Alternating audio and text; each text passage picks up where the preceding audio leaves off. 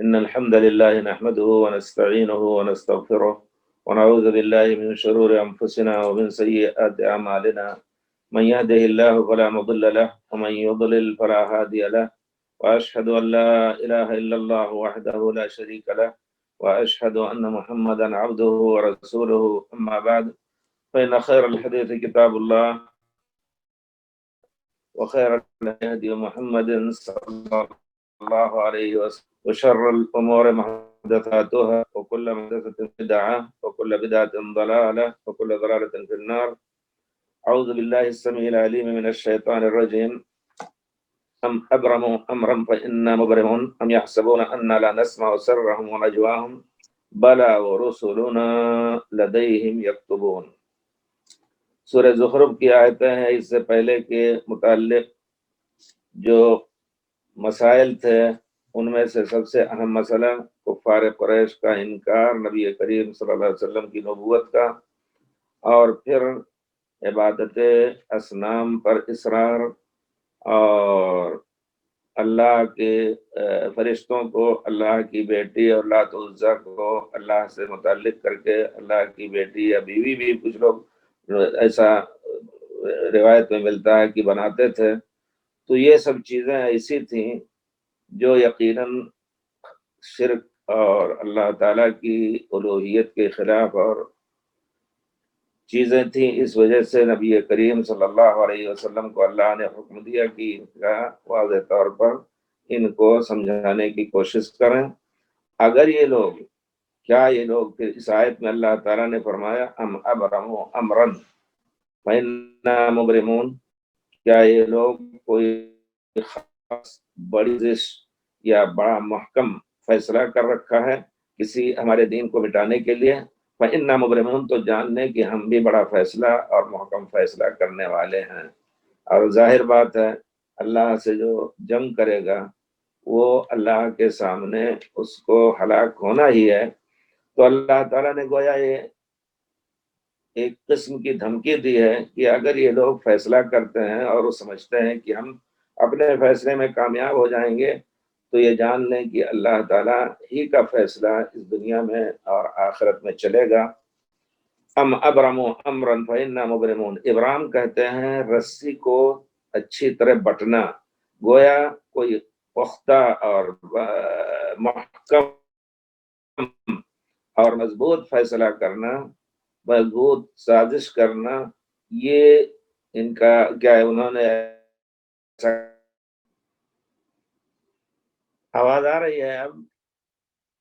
تو بلا ورسلنا لدیہم یکتبون، جیسا کہ علامہ ابن قیم نے کہا کہ اللہ تعالیٰ فرماتے ہیں ھذا کتابنا ینطق علیکم بالحق، اسی طرح ما یلفظ من قول الا لدیہ رقیب عتید. تو قیامت کے دن اللہ تعالیٰ فرشتوں کے سامنے فرشتوں کا یہ لکھا ہوا آدمی کے سامنے پیش کریں گے. جیسا کہ اجماع ہے تقریباً کہ قاضی اگر کوئی غلط کام دیکھ رہا ہے کسی کو کرتے ہوئے تو صرف اپنے علم کے، اللہ تعالیٰ کی اس آیت سے گویا اللہ تعالیٰ کی اس فعل مبارک سے استدلال ہے کہ قاضی اپنے علم سے فیصلہ کسی کے اوپر نہیں کر سکتا. کسی کو دیکھا چوری کر رہا ہے تو ٹھیک ہے وہ ایک گواہ کی حیثیت سے کسی دوسرے قاضی کے پاس یہ مسئلہ ڈالیں اور خود گواہ ہوں، دوسرا گواہ بھی لے کے آئیں، تب جا کر کے وہ قاضی دوسرے فیصلہ کریں گے. قاضی اپنے علم سے یہ کہیں کہ نہیں ہم نے خود دیکھا ہے اور اس کا ہاتھ کاٹا جائے تو یہ صحیح نہیں ہے، یہ فیصلہ ہے گویا یہ فقہ کا ایک بہت بڑا مسئلہ ہے. تو اسی طرح اللہ تعالیٰ نے اپنی مہربانی سے کہا ہے وَرُسُلُنَا لَدَيْهِمْ يَكْتُبُونَ، ان کے پاس بیٹھے ہوئے ان کے ساتھ ہیں یہ فرشتے ہمارے جو لکھ رہے ہیں. هَذَا كِتَابُنَا يَنطِقُ عَلَيْكُمْ بِالْحَقِّ إِنَّا كُنَّا نَسْتَنسِخُ مَا كُنتُمْ تَعْمَلُونَ، یہ ہماری کتاب ہے جو حق بات بول رہی ہے، ناحق اس میں کوئی چیز نہیں ہے، کوئی ظلم کی بات نہیں لکھی ہمارے فرشتوں نے، اور ہم اس کا نسخہ بنا رہے تھے اپنے فرشتوں کے ذریعے سے تمہارے عمل کا. نستنسخ، اب اس زمانے میں اس سے بعض علماء نے یہ بھی کہا ہے کہ نسخہ بنانے کا معنی یہ ہے کہ فوٹو بھی آدمی کا اس حالت میں پیش کیا جا سکتا ہے. اگر کسی کو قتل کر رہا ہے تو اس حالت میں اس کا پورا نسخہ، جس طرح آج کل ویڈیو تیار ہوتی ہے، کوئی بعید نہیں اللہ تعالیٰ لا کر کے اس کو دکھا دے کہ دیکھو تم نے اپنے زمانے میں اپنے زندگی میں اس طرح کا کیا ہے۔ هذا کتاب ينطق عليكم بالحق إنا كنا نستنسخ ما كنتم تعملون۔ تو گویا یہ لوگ جو ہے بہت سی تدبیریں کرتے تھے، جملہ تدبیر کی وہ چیز ذہن میں رکھنی چاہیے جو نبی کریم صلی اللہ علیہ وسلم کو انہوں نے شہید کر دینے کا فیصلہ کیا تھا، گھر گھیر لیا، اور پھر اللہ تعالیٰ نے انا مبرمون، ہم اپنی تدبیر تم سے محکم تدبیر کرنے والے ہیں۔ اللہ نے اپنی تدبیر سے نبی کریم صلی اللہ علیہ وسلم کو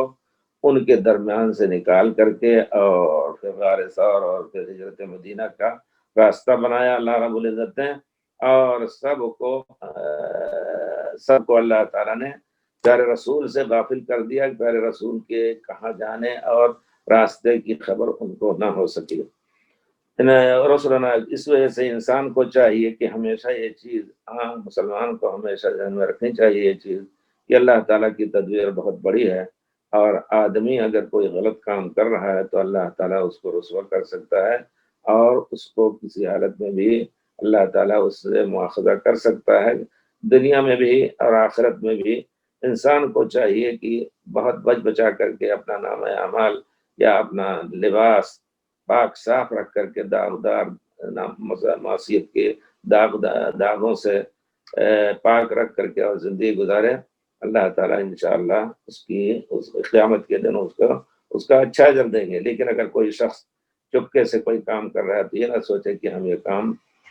کر کے کامیاب ہو جائیں گے، اللہ تعالیٰ نہیں جان پائے گا۔ اس وجہ سے میں بار بار کہتا ہوں کہ انسان کی بڑی کم عقلی ہے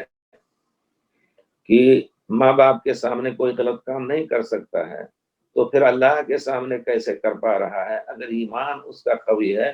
تو نہیں کر سکتا، کیونکہ اس کو یقین ہوگا کہ ماں باپ تو غافل بھی ہو سکتے ہیں، آنکھ جھپک سکتی ہے ان کی، لیکن اللہ تعالیٰ غافل نہیں ہے۔ الذی لا تأخذہ سنۃ ولا نوم، وہ اس کے سامنے ہم کیسے یہ کام کریں؟ هو الذی یراک حین تقوم وتقلبک فی الساجدین ان اللہ سمیع بصیر، دیکھنے والا ہے۔ پھر اس کے بعد اللہ رب العزت نے فرمایا قل ان کان للرحمن ولد فانا اول العابدین، جب انہوں نے کہا کہ اللہ کے فرشتے اللہ کی بیٹیاں ہیں،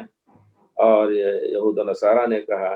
کہ حضرت عیسیٰ اللہ کے بیٹے ہیں، عزیر ابن اللہ اللہ کے بیٹے عزیر ہیں، تو اللہ تعالیٰ نے ان کی تردید میں پیارے رسول کو یہ وحی کی۔ پیارے رسول اپنی طرف سے نہیں بولتے ہیں، قل، کہہ دیجئے اللہ کے رسول، ان کان للرحمن ولد، اگر اللہ رحمان کے لیے کوئی اولاد ہے، فانا اول العابدین، تو میں سب سے پہلے اس ولد کی عبادت کروں گا۔ یا یہ کہ کئی معنی اس کے بیان کیے گئے ہیں،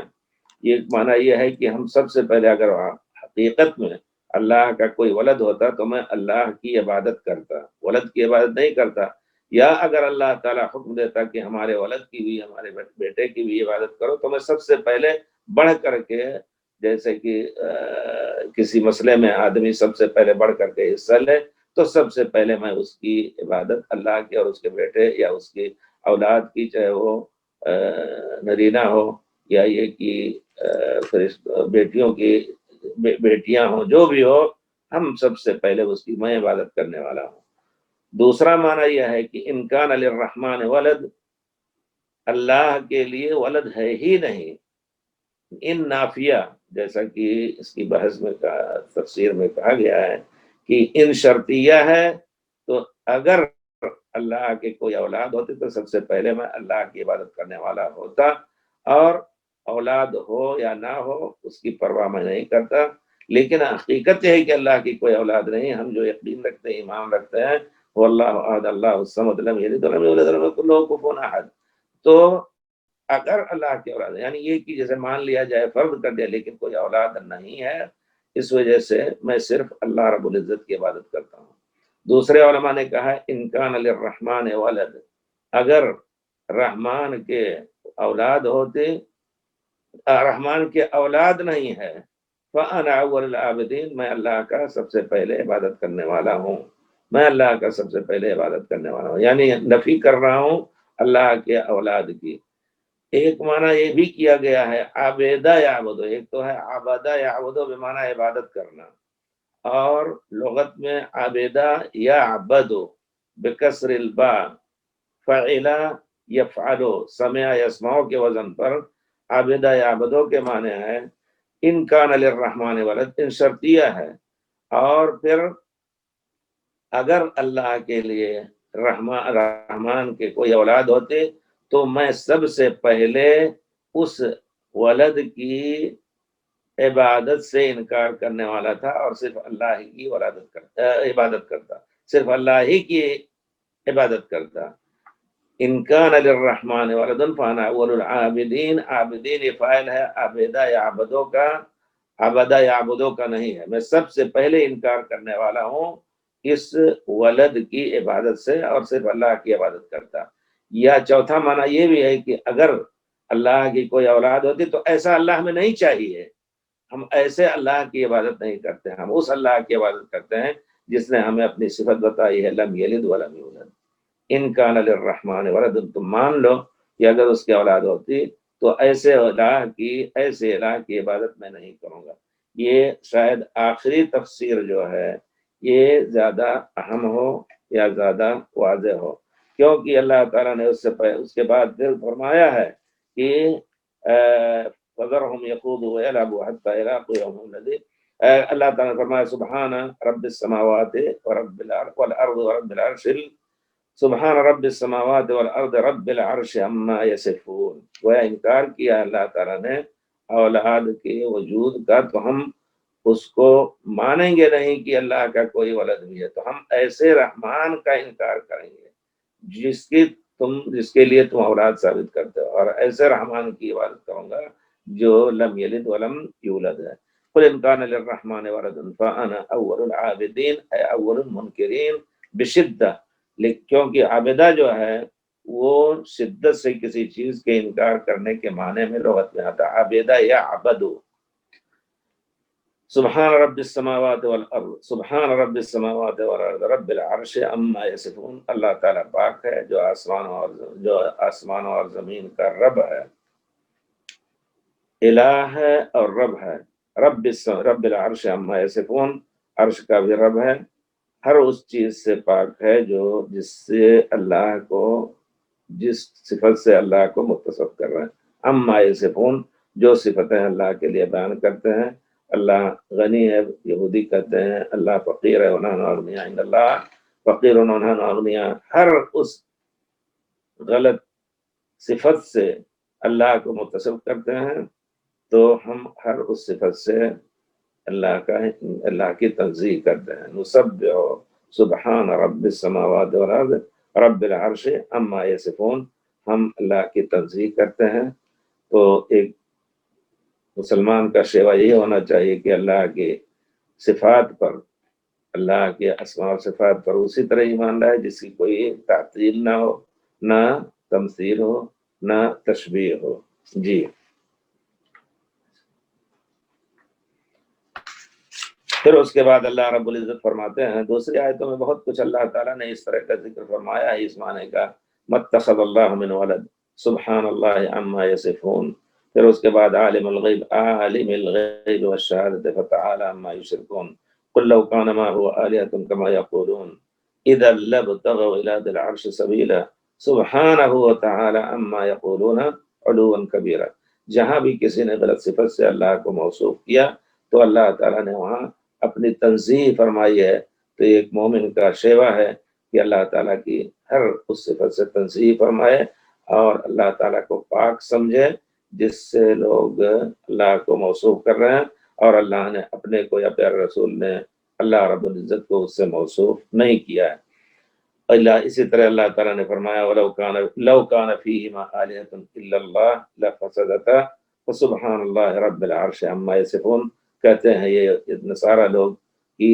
اللہ تعالیٰ تین چیزوں سے مرکب ہے، تین اقانیم کا لفظ دیتا ہے، تین روحوں سے مرکب ہے، ایک مریم اور ایک عیسیٰ اور اللہ، خود تینوں ایک ہیں اور تین ایک ہیں۔ کہتے ہیں کہ یہ فلسفہ خود وہ نہیں سمجھ پا رہے ہیں لیکن اسی پر ایمان لاتے ہیں، اسی وجہ سے اللہ تعالیٰ نے ایسے لوگوں کو لا یعقلون کہا ہے، جو ایسی چیزوں پر عمل کرتے ہیں جو عقل میں بھی نہ لائے۔ اسلام کی ہر چیز جو صحیح ثابت ہے وہ عقل سلیم اس کو قبول کرتی ہے، اور عقل سلیم کی بات ہوتی ہے، نہ کہ باقی باتیں ہوں۔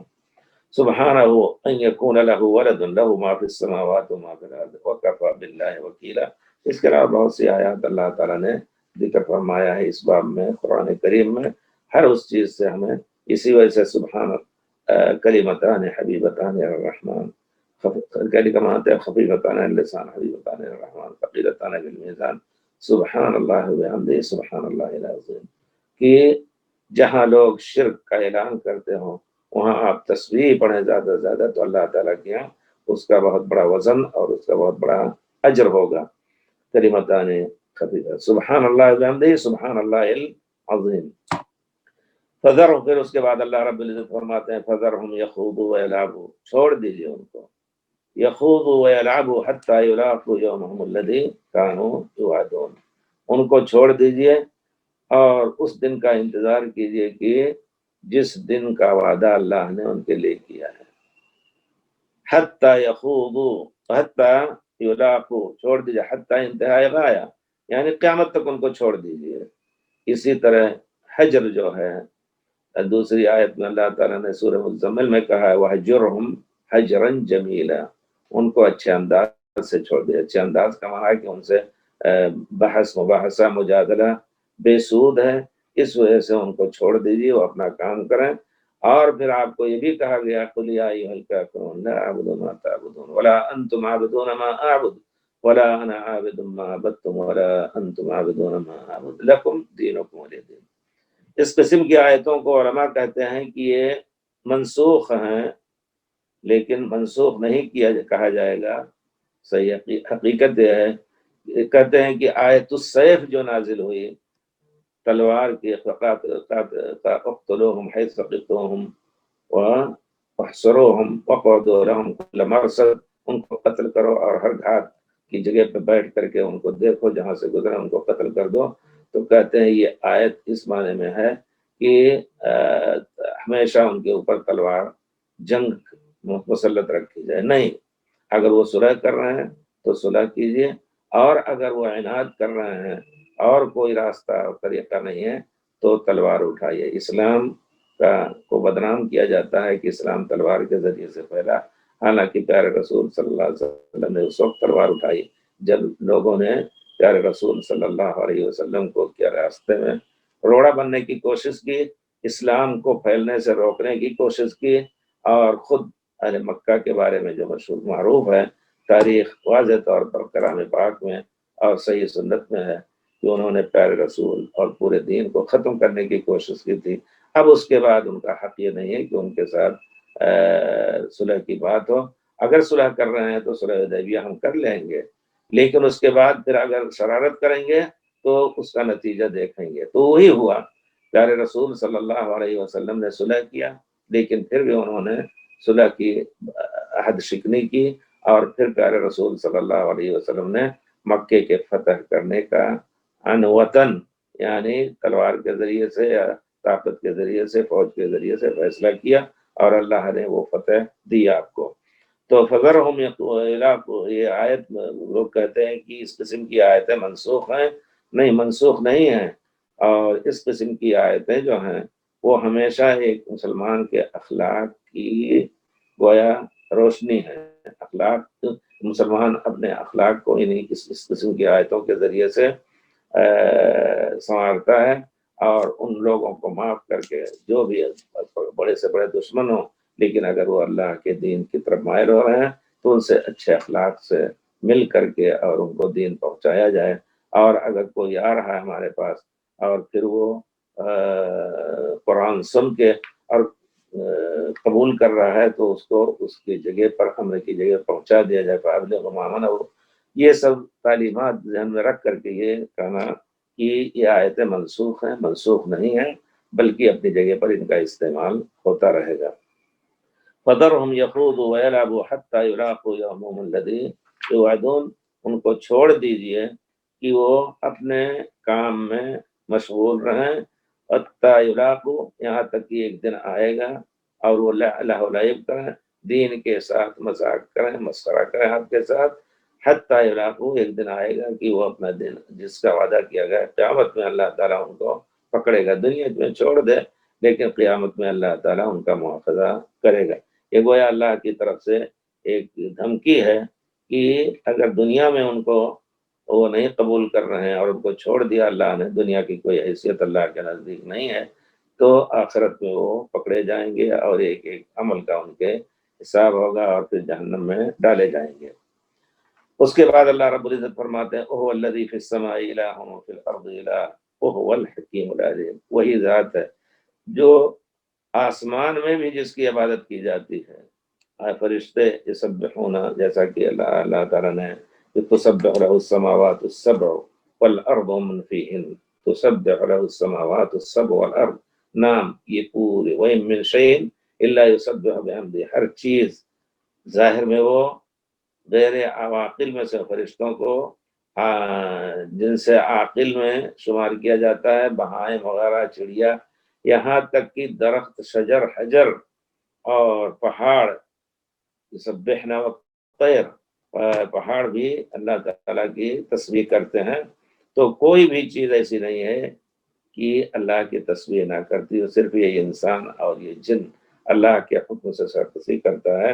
تسبح له السماوات السبع والارض ومن فیہن وَإِن مِّن شَيْءٍ إِلَّا يُسَبِّحُ بِحَمْدِهِ۔ اسی طرح اللہ تعالیٰ نے دوسری آیت میں فرمایا وَلِلَّهِ يَسْجُدُ مَن فِي السَّمَاوَاتِ وَالْأَرْضِ، جو کچھ زمین میں ہے، چاہے وہ فرشتے ہوں، انسان ہوں، اور اسی طرح اور دوسری چیزیں ہیں، ظاہر میں ہم ان کو جامد کہتے ہیں، غیر عاقل کہتے ہیں، لیکن وہ سب اللہ کی تسبیح کرتے ہیں۔ ان کو اللہ نے ایک خاص احساس دیا ہے، جیسا کہ آج کل ریسرچ میں بہت سے لوگ یہ چیز تسلیم کرتے ہیں کہ یہ لکڑی اور یہ سوکھی لکڑی اور پتھر، یہ بھی احساس ہے ان کو، اور ان کے ماحول میں جو کچھ ہوتا ہے اس سے وہ متاثر ہوتے ہیں۔ میں نے کوئی ایک مقالہ پڑھا تھا، کسی انگریز عورت تھی، اس نے لکھا تھا، جس کا ترجمہ کسی عربی پرچے میں چھپا تھا، اس نے کہا کہ یہ پھول پتیاں جو گھر میں رکھی جاتی ہیں، ان کو اگر ان کی صفائی نہ کی جائے تو وہ متاثر ہوتی ہیں۔ ان کو اس اپنے انداز میں اس نے کہا ان کو گانے سنائے جائیں تو وہ پھلتی اور پھولتی ہیں، اور اگر ان کے سامنے چیخا جائے یا گاڑیوں وغیرہ کی آواز ہو اور کچھ ہو تو دیکھو وہ کیسے مرجھائے رہتے ہیں، یا ان کے اندر وہ تازگی اور اس طرح کی رنگت نہیں ہوتی جس طرح اصل ہونی چاہیے۔ تو اس سے یہ ثابت کیا ہے اس نے کہ ہر چیز جو ہے وہ اس کو اللہ نے ایک احساس دیا ہے، یا ان کے اندر احساس ہے۔ خاص طور پہ ان درختوں کے بارے میں اس نے باقاعدہ اس کا یقینی طور پر، مشکل ہے کہ ہم سب ایسے گندے لوگوں کا بھی حوالہ دیتے ہیں، اس وجہ سے دیتے ہیں کہ بہت سے لوگ ان کی باتوں پر اللہ کی بات، رسول کی بات سے زیادہ یقین رکھتے ہیں۔ کچھ لوگ ایسے بھی ہیں جو، میں ایک بہن ہے جنہوں نے ایک سوال کیا تھا، جیسے کہتے ہیں کہ ان کی فطرت بدلی ہوئی ہے۔ بہن نے گزشتہ کسی مجلس میں نے کہا کہ ان کی غلط فطرت یا غلط فطرت کے لوگ ہوتے ہیں، تو انہوں نے بہت معقول یعنی سوال کیا کہ کیا فطرت بھی غلط ہوتی ہے؟ بہت اچھی بات رہی، ہمیں بڑی خوشی ہے کہ اس قسم کے پڑھے لکھے لوگ ہمارا درس سن رہے ہیں، اور جو کچھ زبان بھی اگر غلطی سے کوئی نکل گئی تو الحمدللہ اس کی اصلاح کر رہے ہیں، مجھے بڑی خوشی ہے۔ تو کہتی ہیں کہ کیا فطرت غلط ہوتی ہے؟ نہیں، فطرت نہیں غلط ہوتی، فطرت اللہ التی فطر الناس علیہا، لیکن لوگ اس فطرت کو ڈھانک دیتے ہیں، اس فطرت کو دبا کر کے کسی اور چیز پہ اس کی تربیت کرتے ہیں، جیسا کہ پیارے رسول نے فرمایا کل مولود یولد علی الفطرہ، فطرہ کیا ہے؟ وہ اسلام ہے، وہ غلط اسلام نہیں ہو سکتا۔ یعنی اگر اس کا ترجمہ جیسا کہ ابن قیم نے تحفۃ المودود میں فی احکام المولود میں کہا ہے، فطرہ کے معنی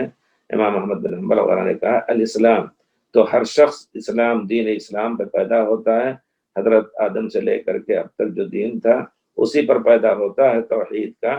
فَأَبَوَاهُ تو ان کے ماں باپ ان کو یہودی اور نصرانی تربیت سے بنا دیتے ہیں. تو ہونا یہ چاہیے. بہت ہی اچھی بات کہی بہن نے, اللہ ان کو جزائے خیر دے, اور ہم سب کو بہت احتیاط سے دین کے بارے میں, رب کے بارے میں, صحابہ نبی کریم صلی اللہ علیہ وسلم کی ذات مبارک کے بارے میں, صحابہ کرام کے بارے میں کوئی ایسا شبہ کا لفظ استعمال نہ کریں جن سے ان کی حد تک یا غلطی کا کوئی ان کا شبہ ہو جس بات میں. اور آپ نے سنا ہوگا, آپ کو علم ہے کہ صحابہ کرام پیارے رسول کو یہودیوں کی طرح رائنا کہتے تھے. یہودی آتے تھے تو کہتے تھے پیارے رسول کو رائنا. رائنا کے دو معنی ہوتے ہیں, راعی یراعی مراعاتا, الامر منہ راعی والنہی عنہ لا تراعی. تو وہ کہتے تھے کہ ہماری رعایت کرو. صحابہ یہ سمجھتے تھے کہ یعنی ہماری طرف بھی توجہ کرو, رائنا. لیکن ان کا مقصد کیا ہوتا تھا, ایسا لفظ استعمال کرتے تھے جس سے دو معنی ہو. ایک معنی صحیح رائنا بمعنی انظرنا, اور ایک دوسرا معنی اے رعونت والے. تو وہ لفظ رائنا رعایت سے نہیں ہے بلکہ رعونت سے ہو گیا. رائن رعنا یرعن رائنا فاعل, رائنا یا رائنا, یا رعونت والے اور سرکشی اور بد اخلاق, یہ معنی پیارے رسول کو لے کر کے اور اس طرح مخاطب کرتے تھے. تو چونکہ جب دو معنی کا متحمل ہوا لفظ, اور اس میں ایک غلط معنی ہوتا ہے اور صحیح معنی بھی ہوتا ہے, تو ہمیں ایسے معنی کا استعمال کرنے سے اللہ تعالیٰ نے منع فرمایا ہے. لا تقولوا راعنا وقولوا انظرنا, میری طرف دیکھیں, میری رعایت کریں. تو بہرحال یہ بات بہت اچھی رہی, جزاہ اللہ خیرن. انہوں نے سوال کیا تھا, اس کا میں نے شاید اس پہ بھی وائس میسج میں ہم نے بھیج دیا ہے کہ نہیں آپ کی بات صحیح ہے, ہمیں اس سے بچنا چاہیے. اس کی تعویل کر کے ہم غلط بات نہیں کہنا چاہتے ہیں. تو غلط فطرت نہیں ہوتی ہے لیکن فطرت بدل دی جاتی ہے. تو ہم کہیں گے غلط تربیت کے لوگ یا غلط دین کے لوگ, اس طرح کر کے ہم نکل جائیں. تو اوہ الذی فی السماء الہ, وہ رب ہے جو آسمان میں بھی جس کی عبادت کی جاتی ہے, آسمانوں میں بھی تمام, اور ارض زمین پر بھی اللہ کی عبادت کی جاتی ہے. وہی معلوم ہے. اگر کوئی عبادت کر رہا ہے غیر اللہ کی تو وہ ناجائز اللہ کے علاوہ ناجائز کسی اور کی عبادت کرتا ہے جو عبادت کا مستحق نہیں ہے. اسی وجہ سے لا الہ الا اللہ کا ترجمہ جو کیا جاتا ہے, لا معبود بحق, معبود تو ہیں آسمان اور زمین میں, دوسرے معبود بھی ہیں جن کی عبادت کی جاتی ہے, لیکن جس کو حق ہے کہ وہ معبود ہو, اللہ کے علاوہ کوئی معبود نہیں. تو یہ معنی یہاں بھی ہے کہ جو حق میں بحق جو الہ ہے اور جس کو الہ ہونے کا حق ہے وہ آسمان اور زمین میں اس کی عبادت کی جاتی ہے. اور اسی طرح وہ رب انہو هو الحکیم العلیم, وهو الحکیم العلیم فی الارض الہ وهو الحکیم العلیم. اللہ تعالی حکمت والا ہے اور جاننے والا ہے. حکیم حکمت والا ہے. کوئی کہے کہ جب پوری دنیا اللہ کی عبادت کر رہی ہے تو کچھ لوگ جو سرکشی کر رہے ہیں ان کو اللہ تعالیٰ کیوں ہلاک نہیں کر دیتا, یہ بھی کہہ سکتے ہیں. لیکن اللہ ہی اپنی حکمت جانتا ہے, اور حکمت والا کوئی بھی فرد ہو وہ ایسے مصلحت کے خلاف کوئی کام نہیں کرتا. حکیم آدمی ہو, جیسے کوئی حکیم, کسی وجہ سے کہتے ہیں کہ اس میں ڈاکٹر پرانے زمانے میں حکیم کو حکیم. اب سوچا میں نے, میں گیا ایک ڈاکٹر کے پاس, تو اس نے بڑی بد اخلاقی سے مجھ سے کہا کہ تم اب اتنے دن سے اتنے پڑھے لکھے ہو, اتنا وزن ہے, یہ ہے وہ ہے. میں اس وجہ سے اس کا ذکر کر رہا ہوں تاکہ ہم سب اس سے نصیحت لیں. آدمی بہت ہی معقول, لیکن اس نے ایسے ہی کہا مجھ سے, تو مجھے بات لگ گئی اس کی. میں کہا دیکھو یہی حکیم, اسی وجہ سے شاید وہ جو طب کا کام کرتے تھے پرانے زمانے, ان کو حکیم کہا گیا, کیونکہ ایک ہی دوا کسی اور کے لیے نقصان دہ ہوتی ہے, دوسری دوا اس کے لیے مفید ہوتی ہے. اور وہ دیکھتے ہیں کہ آدمی غریب ہے, مالدار ہے, نفسیاتی علاج بھی کرتے ہیں. تو ہونا یہ چاہیے. اللہ رب العزت بڑی حکمت والا ہے، اللہ ہی جانتا ہے کس کے لیے کون چیز مصلحت کی ہے۔ وہ العلیم، اور ہر چیز کا جاننے والا ہے، ہر چیز کی ابتدا، ہر چیز کی انتہا اللہ ہی جاننے والا ہے کہ اس کا کیا معال، کیا نتیجہ ہوگا۔ وہ الحکیم العلیم۔ تو اللہ نے اگر ان کفار کو چھوڑ رکھا ہے، انبیاء کو بھی قتل کر دیتے تھے، انبیاء کو بعد تو پوری قوم میں دو ایک انہوں نے اتباع کی، کسی نے کوئی ان کے قوم کا کوئی آدمی ان کے ساتھ نہیں رہا، تو اللہ نے ان کو ہلاک کیا، یہ چھوڑ ہی دیا ہو۔ جیسا کہ حدیث شریف میں قیامت کے دن لوگ آئیں گے، والنبی معہ رہط والنبی لیس معہ احد، کوئی ایسے نبی بھی ہوں گے جن کے ساتھ کوئی نہیں تھا۔ یہ سب اللہ کی حکمت ہے، اللہ تعالیٰ ہی عبادت کا مستحق ہے۔ اگر کوئی اللہ کی عبادت سے روگردانی کر رہا ہے اور اللہ تعالیٰ اس کو چھوڑ دیتا ہے، تو یہ نہ سوچے کہ ہمارے اللہ ہم سے راضی ہے، یا یہ کہے کہ یہی اصل، اگر ہم غلطی پہ ہوتے تو اللہ تعالیٰ ہمیں کیوں نہیں ہلاک کر دیتا۔ اسی طرح اللہ رب العزت فرماتے ہیں وَتَبَارَكَ الَّذِي لَهُ مُلْكُ السَّمَاوَاتِ وَالْأَرْضِ، بابرکت ہے، برکت والی ذات ہے وہ، اسی کی ملکیت میں آسمان اور زمین ہے اور جو کچھ اس کے درمیان ہے۔ وَعِندَهُ عِلْمُ السَّاعَةِ، اور وہی جانتا ہے کہ قیامت کب قائم ہوگی۔ وَإِلَيْهِ تُرْجَعُونَ، اور تم سب کافر ہو مومن ہو، پورے جتنے آسمان اور زمین میں ہے، سب اللہ کی طرف لوٹ کر جانے والے ہیں۔ وَإِلَيْهِ تُرْجَعُونَ، اللہ تعالیٰ کی ملکیت میں سب کچھ ہے، لیکن اس کا کوئی شریک اس ملکیت میں نہیں ہے، جیسا کہ ابن جریر وغیرہ نے کہا ہے کہ اللہ تعالیٰ کی ملکیت میں سب کچھ ہے، کوئی اس کا شریک نہیں ہے۔ دوسری جگہ اللہ تعالیٰ نے فرمایا لَوْ كَانَ فِيهِمَا آلِهَةٌ إِلَّا اللَّهُ لَفَسَدَتَا، اللہ کے علاوہ کوئی اور بھی اس کا شریک ہوتا تو اس کا نظام نہ چلتا، لیکن اس کا نظام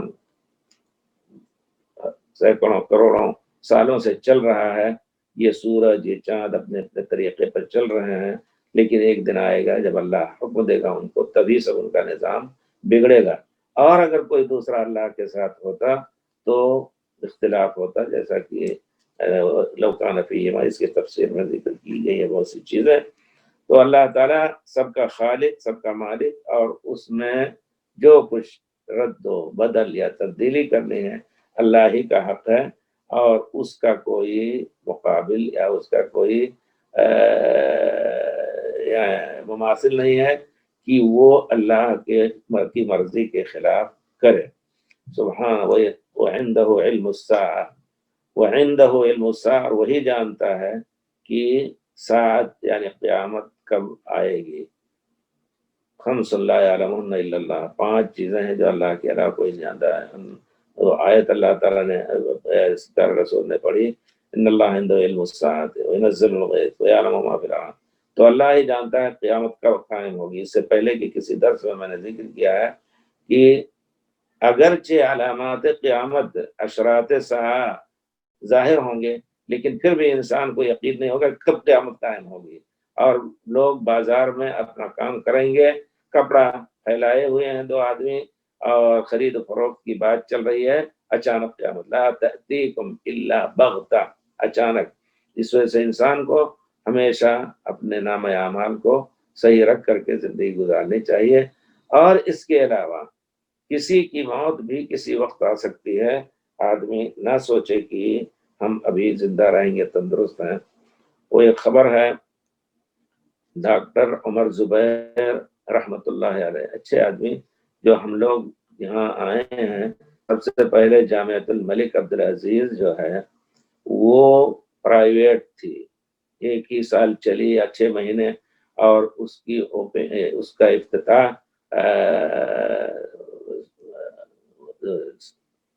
سعود الفیصل نے کیا تھا۔ ہم حاضر تھے وہاں جس سال آئے تھے یہاں پڑھنے ہیں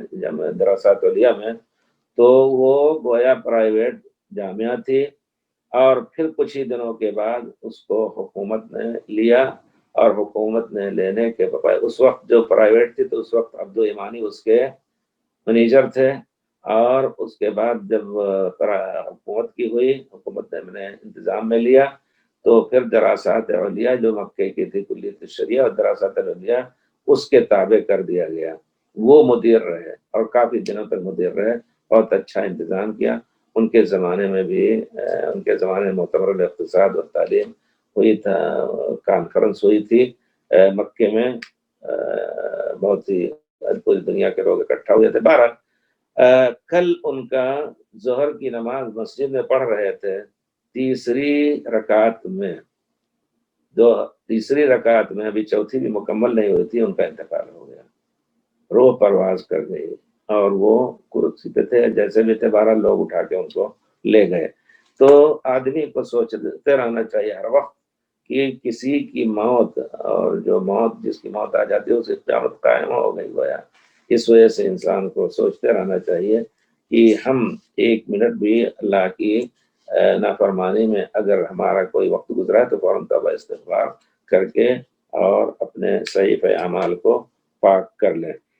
وَإِلَيْهِ تُرْجَعُونَ، اسی طرف لوٹ کر کے سب کو جانا ہے، اس کا یقین ہمیشہ ذہن پہ سوار رکھیں تاکہ اللہ تعالیٰ کے یہاں کھڑے ہو کر کے جواب دینے کا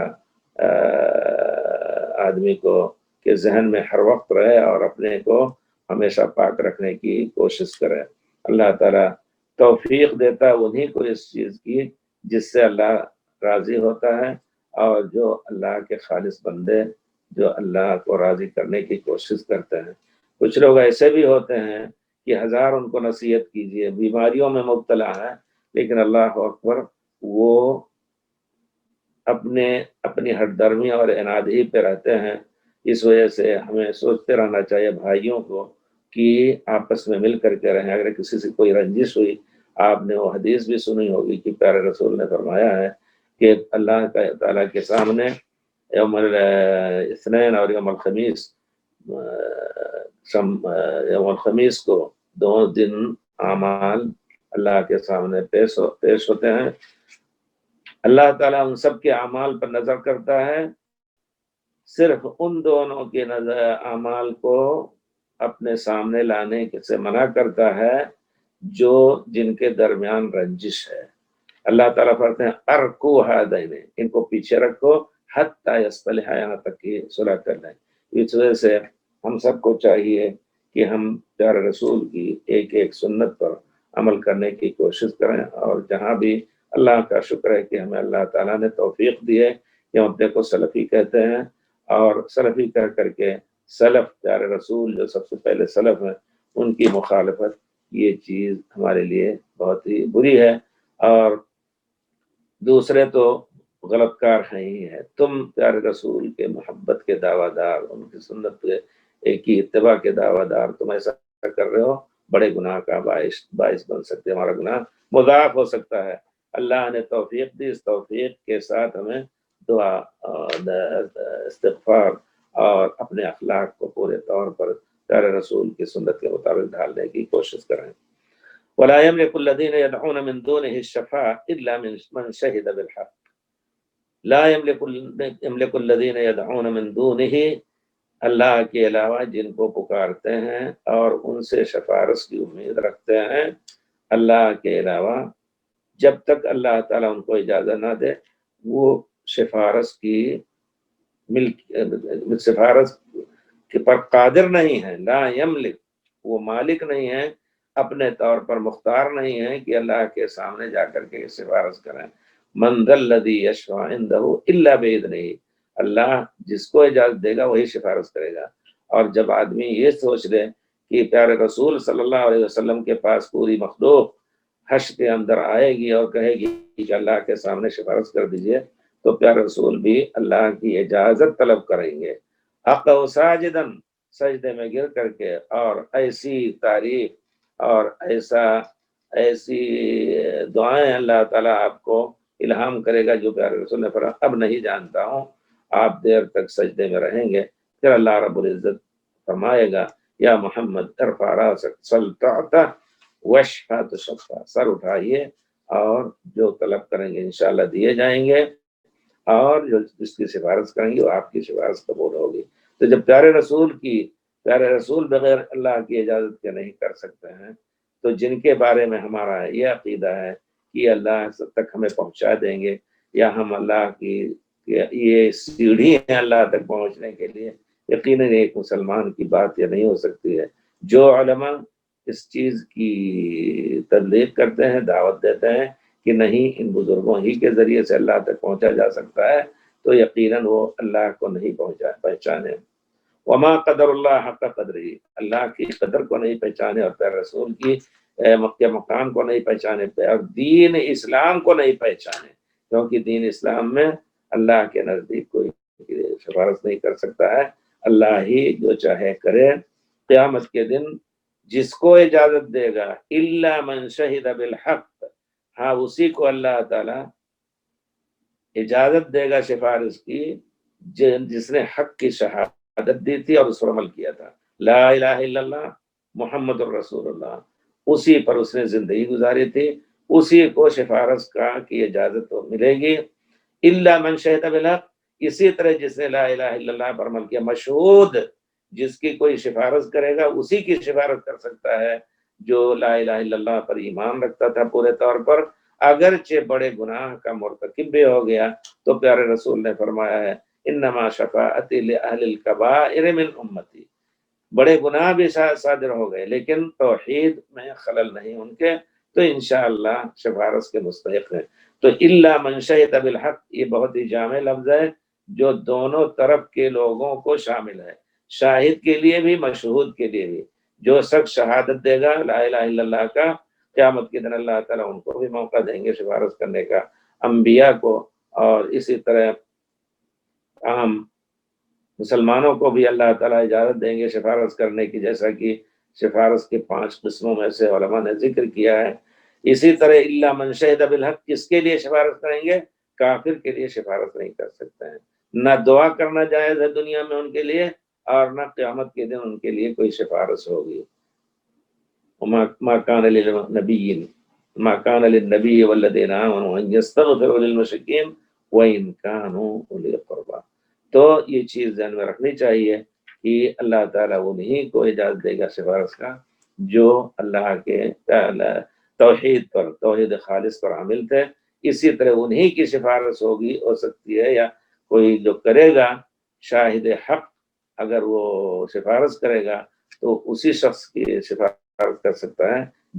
جو شاہد حق رہا ہے، لا الہ الا اللہ محمد رسول اللہ کا اقراری اور پھر اس کے معنی پر عامل رہا ہے۔ ولا يملك الذين يدعون من دونه الشفاعة الا من شهد بالحق وهم يعلمون، اور وہ جانتے ہیں یہ چیز کہ کوئی ہماری سفارش نہیں کر سکتا ہے۔ حضرت علامہ ابن تیمیہ نے اس پر بڑی اچھی ایک بحث کی ہے جس میں مخاطب کیا ہے، سبحان اللہ، کہتے ہیں کہ اسی شخص کی سفارش ہوگی جو ایمان اور دین پر تھا، اور وہی شخص سفارش کر سکتا ہے جو دین اور ایمان پر تھا۔ هذا يتناول الشافع والمشفوع له، تو سفارش وہی شخص کر سکتا ہے جس نے لا الہ الا اللہ اور خالص توحید کا اقرار کیا اور اس پر عمل کیا۔ اور کہتے ہیں وَهُمْ يَعْلَمُونَ وَالْمَلَائِكَةُ وَالْأَنْبِيَاءُ وَالصَّالِحُونَ وَإِنْ كَانُوا لَا يَمْلِكُونَ شَفَاعَةً لَكِنْ إِذَا أَذِنَ الرَّبُّ، وہ ملکیت نہیں ہے ان کی، اپنے طور پر نہیں کر سکتے سفارش، لیکن جب اللہ رب العزت ان کو اجازت دے گا تو شفعوا وَهُمْ لَا يُؤْذَنُ لَهُمْ إِلَّا فِي الشَّفَاعَةِ لِلْمُؤْمِنِينَ، صرف انہی مومنوں کے لیے جو لا الہ الا اللہ محمد رسول اللہ کی شفاعت کا اقرار کرتے ہیں۔ وپھر کہتے ہیں وَلَا يَشْفَعُونَ لِمَنْ قَالَ هَذِهِ الْكَلِمَةَ تَقْلِيدًا لِلْآبَاءِ وَالشُّيُوخِ، آباء و اجداد کی تقلید میں صرف لا الہ الا اللہ کر رہے ہیں، لیکن توحید کو انہوں نے پامال کر رکھا ہے، اللہ کے علاوہ کسی اور کے لیے نظر و نیاز، اور پھر امید رکھتے ہیں کہ وہ ہمیں کچھ دے دیں گے۔ ایسے لوگوں کے لیے قیامت میں ایسے لوگوں کے لیے سفارش نہ دنیا میں جائز ہے نہ آخرت میں جائز۔ سفارش کے معنی دعا ایسے لوگوں کے لیے، حدیث شریف میں ہے ان الرجل یسأل فی قبرہ، آدمی پوچھا جائے گا قیامت میں ما تقول فی الرجل فی هذا الرجل، پیارے رسول کے بارے میں تم کیا کہتے ہو؟ فاما المؤمن فیقول هو عبد اللہ، مومن کہے گا کہ وہ اللہ کے بندے اور اللہ کے رسول تھے، جاءنا بالبینات والہدی۔ واما المرتاب، اور جو شخص شک میں، یعنی یقینی طور پر اس نے پیارے رسول کو جھٹلایا لیکن شک میں تھا، پتہ نہیں صحیح ہے یا غلط ہے، وَأَمَّا الْمُرْتَابُ فَيَقُولُ لَا أَدْرِي، مجھے نہیں معلوم، سَمِعْتُ النَّاسَ يَقُولُونَ شَيْئًا فَقُلْتُ، لوگ ایک بات کہہ رہے تھے لا الہ الا اللہ، میں بھی کہا گیا، لیکن اس کے علاوہ ہم شک میں تھے اور شبہ میں تھے کہ پتہ نہیں ہماری یہ بزرگ ہم ان کو چھوڑ کر کے ہمارا نقصان نہ ہو جائے۔ تو وہی ہے کہ یقیناً سفارش وہی شخص کر سکتا ہے جو مومن ہو، اور اسی کی سفارش ہوگی جو مومن ہو۔ پھر اللہ رب العزت فرماتے ہیں وَلَئِن سَأَلْتَهُم مَّنْ خَلَقَهُمْ لَيَقُولُنَّ اللَّهُ، ان سے کوئی پوچھے، یہ گویا ایک دلیل پیش کر کے ان کو قانع کرنے کی کوشش کی جا رہی ہے کہ اللہ کے علاوہ کوئی لائق عبادت نہیں ہے۔ جب تم سے پوچھا جاتا ہے کہ تم کو کس نے پیدا کیا ہے، وَلَئِن سَأَلْتَهُم مَّنْ خَلَقَهُمْ، اگر ان سے پوچھو کہ تمہیں کس نے پیدا کیا ہے، لَيَقُولُنَّ اللَّهُ، لام تاکید نون تاکید مسقلہ، بالتاکید یہ کہیں گے کہ اللہ ہی نے پیدا کیا ہے۔ تو اللہ نے جب پیدا کیا ہے تو اللہ کے علاوہ دوسرے کی عبادت کیوں کرتے ہو؟ اللہ نے تمہارے لیے تمہاری روزی، تمہاری صحت، تمہاری ہر چیز کی ذمہ داری لی ہے۔ تو اللہ وَمَا مِن دَابَّةٍ فِي الْأَرْضِ إِلَّا عَلَى اللَّهِ رِزْقُهَا، اللہ ہی کے اوپر اس کی روزی اللہ نے ذمہ لیا ہے، تو پھر دوسرے سے روزی کیوں طلب کر رہے ہو؟ يَهَبُ لِمَن يَشَاءُ إِنَاثًا وَيَهَبُ لِمَن يَشَاءُ الذُّكُورَ، جس کو چاہے اولاد دے، جس کو چاہے نارینہ اولاد دے، اور جس کو چاہے بیٹیاں دے، اور جس کو چاہے اللہ تعالیٰ بانجھ رکھے، بے اولاد رکھے۔ تو پھر وہی جب اس کا مالک ہے تو پھر جا کر کے تم قبروں پر اپنے لوگوں کے آستانوں پر جو پتہ نہیں کافر تھے یا مشرک تھے، جیسا کہ دنیا میں آج کل بہت کچھ ایسا ہو رہا ہے سبحان اللہ، کہ گدھے کی قبر پر بھی جا کر کے کھوتا شاہ بھی کہا جا رہا ہے، اور اس سے جا کر کے مرادیں مانگی جاتی ہیں۔ یہ انسان، یہ مسلمان کس قدر بے عقل ہے، اس میں کوئی شک نہیں۔ اور جہاں بھی اس قسم کا کام کرتے ہیں اللہ نے ان کو لا یعقلون کہا ہے، لا یعلمون لا یعقلون۔ وَلَئِن سَأَلْتَهُم مَّنْ خَلَقَهُم، ان سے پوچھیں گے آپ کہ تم کو کس نے پیدا کیا ہے، تو ضرور کہیں گے کہ اللہ ہی نے پیدا کیا۔ فَأَنَّىٰ يُؤْفَكُونَ، تو پھر حقیقت سے کیوں تم پھیرے جا رہے ہو؟ کس نے تم کو، کون تمہیں پھیر رہا ہے، کیوں اس طرح کر رہے ہو؟ انا، کیسے پھیرے جا رہے ہو تم حقیقت سے؟ جو حقیقت ہے وہ یہ کہ اللہ کے علاوہ کسی کی عبادت نہیں کی جا سکتی، تو کیسے تم ان کی عبادت کرتے ہو؟ اسی طرح دوسری جگہ اللہ تعالیٰ نے کئی آیتوں میں اللہ تعالیٰ نے اس طرح فرمایا ہے وَلَئِن سَأَلْتَهُم مَّنْ خَلَقَ السَّمَاوَاتِ وَالْأَرْضِ وَسَخَّرَ الشَّمْسَ وَالْقَمَرَ لَيَقُولُنَّ اللَّهُ، کس نے زمین آسمانوں اور زمینوں کو پیدا کیا ہے، اس سورج اور چاند کو کس نے مسخر کیا کہ اپنے وقت پہ چلتے اور نکلتے ہیں، جو انسانوں کی خدمت کرتے ہیں، لَيَقُولُنَّ اللَّهُ، بے شک کہیں گے کہ اللہ ہی نے کیا۔ فَأَنَّىٰ يُؤْفَكُونَ، کیا کس طرح یہ لوگ اس حقیقت سے دور کیے جا رہے ہیں؟ یوفکون، کون کر رہا ہے؟ پھر دوسری آیت میں اللہ تعالیٰ نے فرمایا وَلَئِن سَأَلْتَهُم مَّنْ خَلَقَ السَّمَاوَاتِ مَنْ خَلَقَ، آیت کیا ہے، وَلَئِن سَأَلْتَهُم مَّن نَّزَّلَ مِنَ السَّمَاءِ مَاءً، اگر ان سے پوچھیں گے آپ کہ آسمان سے پانی کون اتارتا ہے، تو فَيُحْيِي بِهِ الْأَرْضَ بَعْدَ مَوْتِهَا أَوْ فَأَحْيَا بِهِ الْأَرْضَ بَعْدَ مَوْتِهَا، آسمان سے کس نے بارش اتاری اور اس کے ذریعے سے مردہ زمین کو زندہ کیا، لہلاتی بنایا، تو یقیناً کہیں گے اللہ ہی نے، اللہ ہی کرنے والا ہے، اللہ ہی پانی اتارنے والا ہے۔ قل، کہہ دیجئے الحمدللہ بل اکثرہم لا یعقلون، اللہ کا شکر ہے کہ حقیقت کا اعتراف کر رہے ہیں، لیکن اکثر لوگ لا یعقلون ہیں، اکثر لوگ لا یعقل اور لا یعلم ہیں، اللہ المستعان۔ تو اصل علم، اصل عقل ایمان والوں کے پاس ہے، بے شک اس میں کوئی شک نہیں۔ اس وجہ سے آپ دیکھیں گے یہ لا یعقل دنیا جو اللہ سے بیگانہ ہے، ملحد ہے، یقیناً ایسی غیر معقول باتیں کرتے ہیں کہ جو عام سمجھ میں نہ آئے، لوگوں کی سمجھ میں نہ آئے۔ تم خود چاہتے ہو کہ تم آرام سے رہو تو دوسروں کو کیوں نہیں؟ عقل کی بات یہ ہے، جیسے کہ پیارے رسول نے لا یؤمن احدکم حتی یحب لاخیہ ما یحب لنفسہ، یہ عقل کی بات ہے۔ کیا تم چاہو گے کہ تمہیں کوئی ستائے، تمہارا مالا مال لے لے اور تمہیں قتل کر دے؟ نہیں، تو پھر دوسروں کو کیوں؟ اسی طرح یہ انداز افہام و تفہیم پیارے رسول نے مسند احمد کی جو روایت ہے کہ ایک شاب آیا، استعمال فرمایا یہ انداز پیارے رسول نے کہ ایک نوجوان آئے، کہا یا رسول اللہ اذن لی فی الزنا، مجھے زنا کی اجازت دے دیجیے، لیکن آپ ناراض نہیں ہوئے۔ آپ نے دیکھا ایک جاہل بیمار کو کہ اوپر ناراض نہیں ہونا ہے، اس کو نرمی سے، رحمت اور شفقت سے اس کو علاج دینا ہے، ڈوز دینا ہے۔ پیارے رسول صلی اللہ علیہ وسلم نے کہا ادنو، قریب آؤ، قریب آئے، سینے پہ اس کے ہاتھ رکھا، پیارے رسول صلی اللہ علیہ وسلم کا مبارک ہاتھ، اور پھر آپ نے فرمایا ہل ترضی لامک، ہل ترضی لامک، کیا تم چاہتے ہو تمہاری ماں کے ساتھ کوئی زنا کرے؟ کہا نا، نہیں۔ کہا فإن الناس لا يرضون لأمهاتهم، ہر ترضی لاختک، کیا یہ زنا چاہتے ہو کہ تمہاری بہن کے ساتھ، تمہاری بیٹی کے ساتھ؟ سب نے کہا کہ نہیں۔ تو پیارے رسول نے فرمایا لوگ بھی اسی طرح چاہتے ہیں۔ اس کے بعد اللہ تعالیٰ نے ان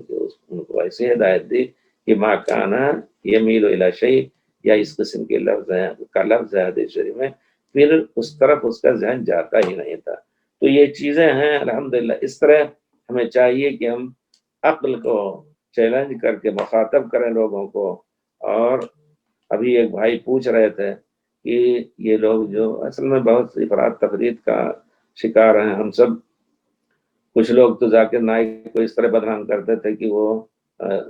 وید اور اسی طرح انجیل اور توریت کا حوالہ دیتے ہیں۔ توریت اور انجیل کا حوالہ غلط نہیں ہے، اگر توریت اور انجیل میں، اور پھر اللہ تعالیٰ نے خود کہا ہے پیارے رسول سے کہ قل فاتوا بالتوراۃ فاتلوها ان کنتم صادقین، توریت لے کر کے آؤ، اگر تم سچے ہو تو پڑھو۔ اس میں پیارے رسول کا ذکر ہے، اور پھر اس کے بعد زنا میں رجم کا ذکر ہے۔ اسی طرح دوسری چیزیں بھی ہیں جو قرآن اور حدیث سے موافق ہیں۔ تو ایسی چیزوں ایسی چیزوں کو لے کر کے ان پر حجت قائم کرنے کے لیے آپ وید پڑھیں اور سب کچھ، بلکہ افضل ہے کہ مسلمان اس قسم کی کتابوں کو، جو خاص طور پر دعوت تبلیغ میں اپنا یعنی غیر مسلموں میں وقت گزار رہے ہیں، ان کو چاہیے کہ ان کی خود اعتقادی کتابوں پر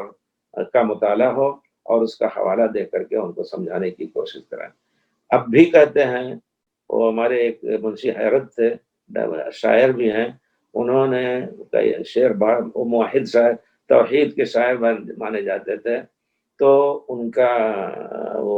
وہ ٹیچر تھے سنسکرت کے، تو انہوں نے وید وغیرہ سے نکال کر کے محمد کا لفظ، محمد صلی اللہ علیہ وسلم کا لفظ، ایک رشی اور منی آئیں گے محمد نام کے، وہ ان کی اتباع کرو، باقاعدہ ان کے وید میں یا ان کے رگ وید میں کہاں اس طرح کی چیزیں ہیں، اور باقاعدہ اس کا حوالہ وہ دیتے تھے، اور دیا ہے میرے پاس، وہ دیکھ آئے تھے حج کرنے تو دیا ہے وہ رسالہ، اور نیچے اس کا حوالہ بھی دیا ہے ان کے وید میں یا ان کے نارائن میں، رامائن میں کیا کچھ ہے۔ تو اس قسم کی چیزوں کا استدلال اور اس طرح سمجھانا لوگوں کو ہمارے خیال سے ان کے عقل کی کو چیلنج کرے گا۔ اور پیارے رسول نے جب حضرت معاذ کو بھیجا، یا معاذ انک ستاتی قوما اہل کتاب، یہاں پیارے رسول نے کیوں کہا کہ اہل کتاب کے پاس آؤ گے؟ تاکہ تم تیار ہو لو، وہ لوگ اہل علم ہیں، اور اہل کتاب کو پورا عرب مانتا تھا، بلکہ کفار قریش مدینہ والے بھی، دوسرے لوگ بھی یہودیوں کی عادات کو لینے کی کوشش کرتے تھے، جیسا کہ ذکر ہے احادیث میں، صحابہ کہتے تھے، اور جو غلط کہتے تھے وہ تو اس سے بھی بچنے کی کوشش کرتے تھے۔ بہت سی چیزیں ایسی کہ وہ لوگ علم والے تھے۔ تو یعنی تیار ہو لو ان کی کتاب، ان کے لیے دلیلیں دینے کے لیے۔ تو اگر یہ کہنا کہ نہیں پورے طور پر یہ چیز غلط ہے، صرف قرآن حدیث پڑھیں، ٹھیک ہے، یہ نہیں کہ صرف اسی سے آپ پوری تقریر، آپ پہلے قل هو اللہ احد پڑھیں، پہلے ایاک نعبد و ایاک نستعین، اس کے مطابق، اور ایک موضوعی